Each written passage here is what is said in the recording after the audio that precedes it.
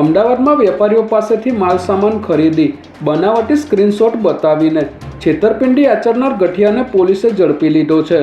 પકડાયેલ આરોપી વેપારીઓ પાસેથી ઇલેક્ટ્રોનિક વસ્તુઓ તેમજ કપડાં સહિતનો માલસામાન ખરીદીને પેમેન્ટ કર્યાનો બનાવટી સ્ક્રીનશોટ બતાવી ફરાર થઈ જતો હતો। ત્યારે આરોપી આ રીતે બોપલમાં એક પડદાની દુકાનમાંથી 40,000નું કાપડ ખરીદી ઠગાઈ આચરી હોવાથી પોલીસે સીસીટીવી ફૂટેજના આધારે આરોપી રુશિલ શાહને ઝડપી લઈ તેની પાસેથી લાઇટ, પંખા, ટાયર, આઈફોન સહિત 10 લાખથી પણ વધુનો મુદ્દામાલ જપ્ત કર્યો હતો।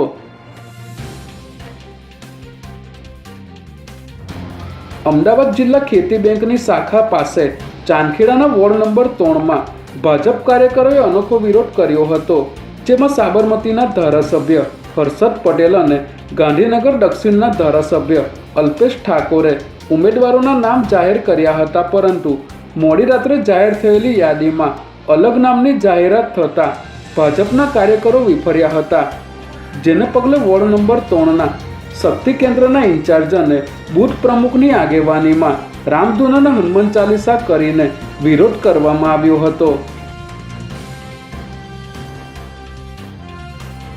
અમદાવાદના ઇન્ટરનેશનલ એરપોર્ટ પર ફરી એકવાર ફ્લાઇટના શેડ્યુલ ખોરવાતા મુસાફરોએ ભારે હોબાળો મચાવ્યો હતો।